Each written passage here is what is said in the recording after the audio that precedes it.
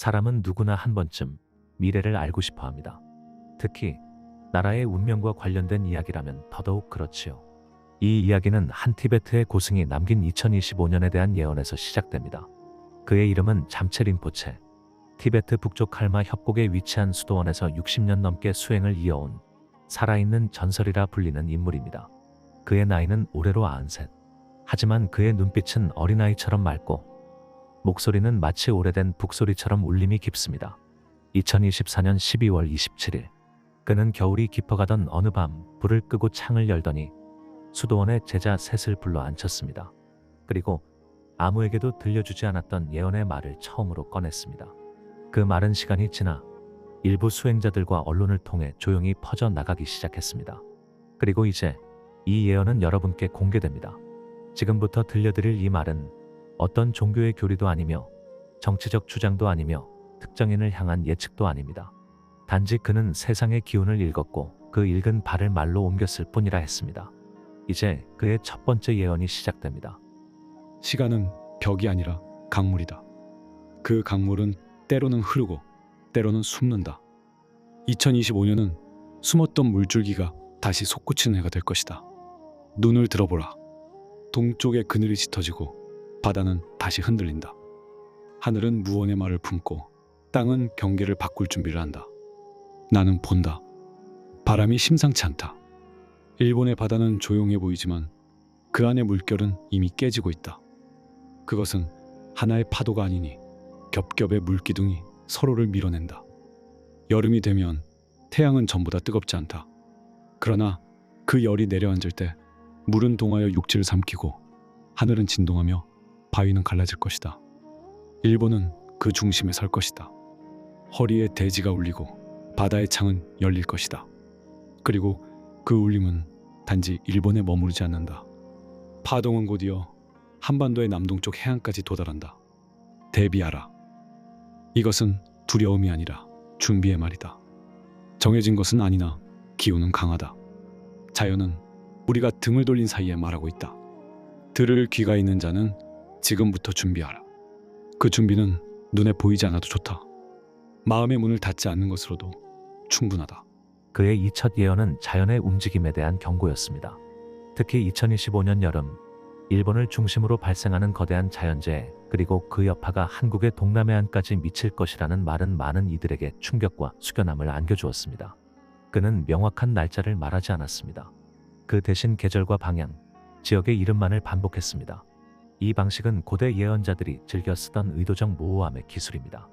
이는 단순한 미신이나 사주풀이가 아닌 기운의 흐름을 읽는 전통적인 신점 방식과 유사하다고 볼 수 있습니다. 티베트 고승 잠체 린포체가 남긴 첫 번째 예언, 즉 2025년 여름 일본을 중심으로 한 자연재해와 그 영향이 한국 남해안까지 미칠 수 있다는 경고를 들었습니다. 그는 이어서 2025년을 기점으로 세계 질서의 중심축이 서서히 이동할 것이라는 더 큰 맥락의 예언을 남겼습니다. 그는 세계를 하나의 유기체로 보았습니다. 자연, 정치, 경제, 인간의 마음까지 모두 기운의 흐름에 따라 움직인다고 말했죠. 그가 말한 두 번째 예언은 단지 한 나라에 대한 이야기가 아닙니다. 지구 전체의 숨결이 바뀌는 시기, 그리고 그 바뀐 흐름의 중심에 한국이 서게 될 것이라는 뜻밖의 통찰이 담겨 있었습니다. 서쪽의 기운이 희미해진다. 바람은 더 이상 서쪽에서 불지 않는다. 그들은 여전히 크고 단단하지만 빛은 바래고 울림은 메아리만 남는다. 미국은 오래도록 세계의 천장을 지탱해왔다. 그러나 천장은 균열을 숨기지 않는다. 2025년 그 균열은 드러나고 그들의 걸음은 무거워질 것이다. 나는 본다. 북미의 하늘 아래 다툼이 잦아지고 안팎의 불씨가 함께 흔들린다. 마음이 하나로 모이지 않고 말은 서로를 찌른다.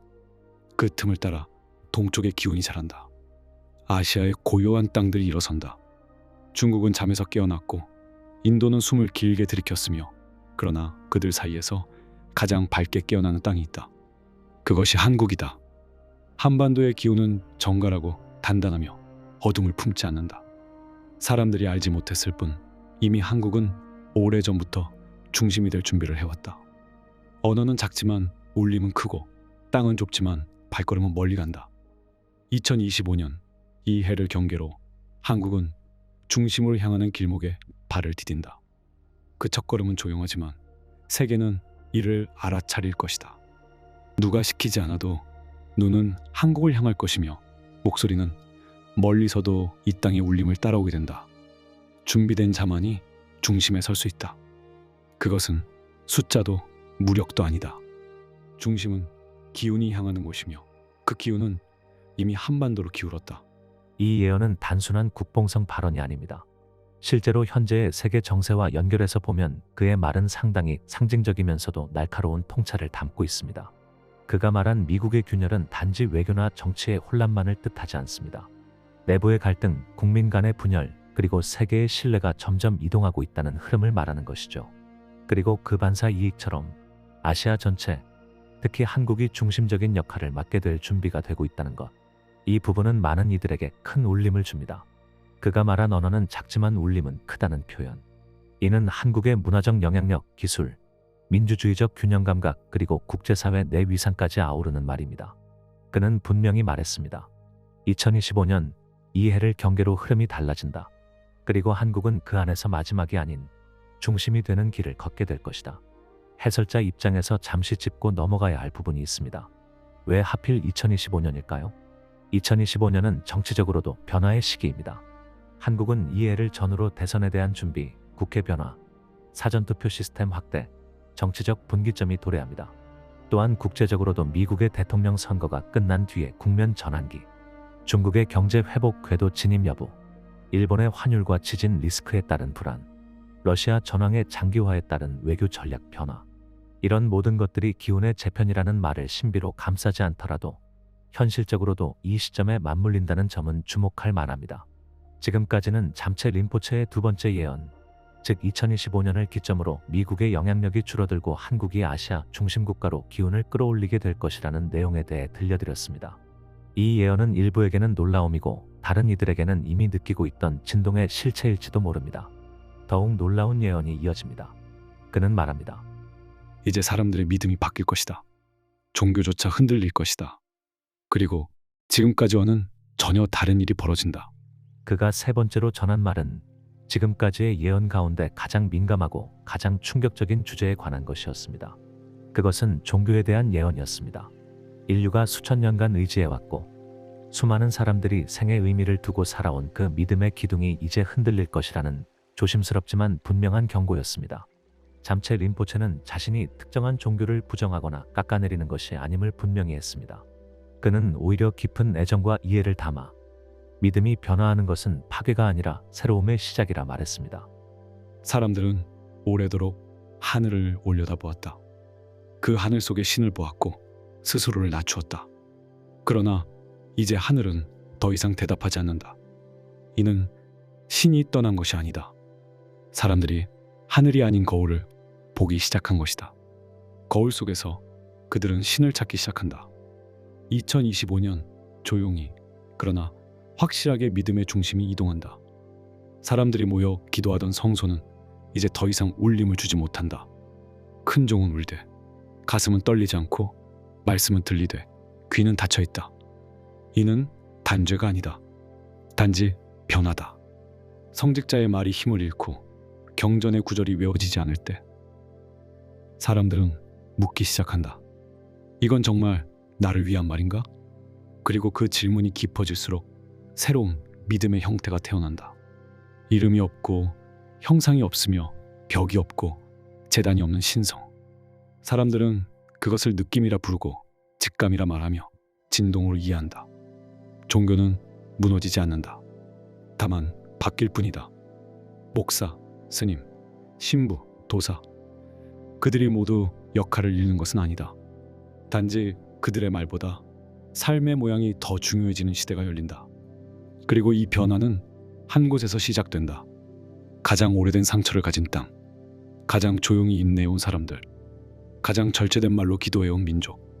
이들이 이제 믿음의 새로운 문을 연다. 교회는 조용히 줄어들고 절은 깊이로 향하게 되며 사람들의 모임은 진심을 향한 모임으로 바뀐다. 그것은 비밀스럽게 퍼지고 물처럼 흘러들어 이내 모든 곳에 스며든다. 그리고 그곳에는 지도자가 없는 새로운 믿음이 태어난다.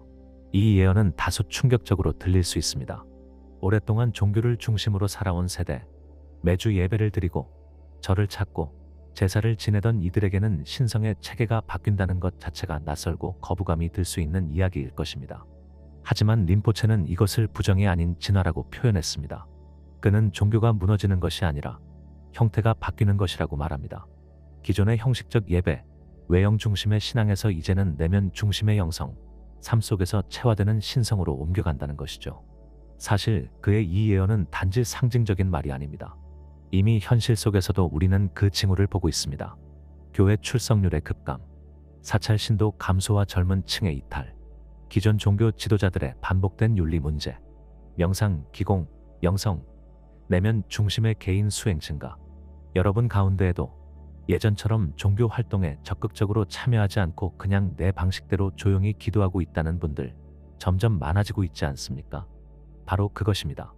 림포체는 말합니다. 진짜 믿음은 더 이상 소속이 아니라 진동이다. 지금까지 들려드린 것은 잠체 림포체가 남긴 세 번째 예언, 즉 2025년을 기점으로 믿음의 형태, 종교의 구조가 크게 변한다는 내용이었습니다. 그리고 마지막으로 그는 그 어떤 예언보다도 깊고 그 어떤 말보다도 조심스럽게 곧 세계의 기운이 향한다는 한국의 국은 그 자체에 대한 말을 남겼습니다. 그는 말했습니다. 긴 계절이 지나고 한국은 다시 갈림길에 선다. 이 길은 처음 가는 길이 아니며 이 갈림은 반복되어 온 운명의 회전이다. 그러나 이번 회전은 다르다. 이 갈림은 결정의 문이며 이 문을 지나면 과거로는 돌아갈 수 없다. 나는 본다. 구구는 지금처럼 조용히 흘러가지만 그 밑바닥에서는 기운이 솟구치고 있다. 정치의 말보다 사람들의 마음이 중요해지고 권력의 자리가 아니라 공동의 의식이 중심이 된다. 2025년의 봄과 여름 사이, 이때 대한민국은 하나의 선택을 맡는다. 그 선택은 겉으로는 평범해 보인다. 하나의 절차처럼, 하나의 투표처럼 보이지만 그것은 곧 나라의 등줄기를 가르는 일이다. 사전투표, 총선, 대의, 선택. 이름은 무엇이든 이 해의 선택은 단지 대표를 뽑는 일이 아니다. 그것은 기운의 이동을 가늠하는 행위이다. 한쪽은 과거로 이끄는 기운이며 다른 쪽은 미지로 나아가는 기운이다. 과거는 안전하고 익숙하다. 그러나 반복된 궤도는 나라의 숨을 멈추게 하고 미지는 두렵지만 그 속에만 새로운 중심이 있다. 국민의 절반은 의심하고 절반은 기대하며 나머지 절반은 외면할 것이다. 그러나 운명은 그 가운데 있는 침묵 속에서 결정된다. 그 침묵 속에서 구구는 고요히 방향을 튼다. 나는 본다. 새로운 세대가 입을 열고 묵은 세대가 마음을 비우며 그 중간에서 의외의 이름이 중심에 선다. 그 이름은 익숙하지 않으나 기운은 강하고 말은 느리며 무엇보다 속임이 없다. 그는 지도자가 아니라 징후이다. 구구는 그를 통해 흐르되 그에게 머무르지 않는다.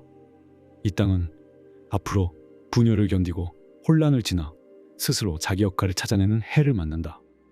외세가 등 돌려도 한국은 그 틈에서 스스로의 운명을 회복한다.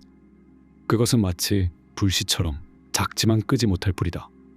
이 불은 정치가 아닌 사람의 가슴에서 살아난다. 이것이 잠체 림포체가 전한 마지막 예언입니다. 그는 나라의 흐름을 기운의 이동과 사람의 의식으로 해석했습니다. 특히 강조한 부분은 2025년 봄, 여름 사이의 중요한 선택, 즉 한국 사회가 맞이할 정치적, 국민적 분기점입니다.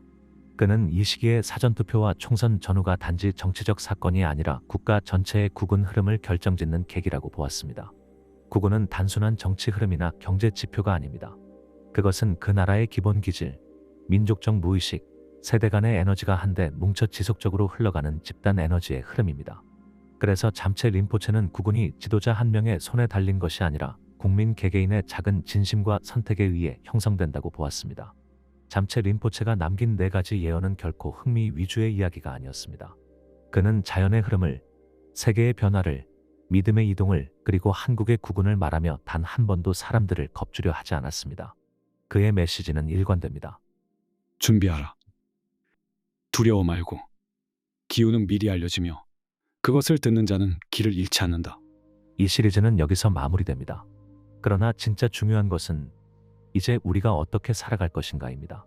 그리고 당신이 이 예언을 듣는 이 순간 그 변화는 이미 시작된 것입니다. 2025년 한국의 국운 예언이 있다. 티베트의 고승, 잠체 림포체가 남긴 이 예언은 자연재해, 미국 패권 쇠퇴, 한국의 부상, 종교의 변화 그리고 국운의 선택을 말한다. 특히 2025년 봄과 여름 사이 사전투표와 정치적 선택이 대한민국 국운의 중심이 될 것이라는 그의 마지막 메시지는 지금 우리 사회가 직면한 갈림길과도 깊이 맞닿아 있다. 오늘의 영상이 도움이 되셨다면 좋아요와 구독 부탁드립니다. 여러분의 생각도 댓글로 남겨주신다면 큰 도움이 될 것 같습니다. 시청해주셔서 감사합니다.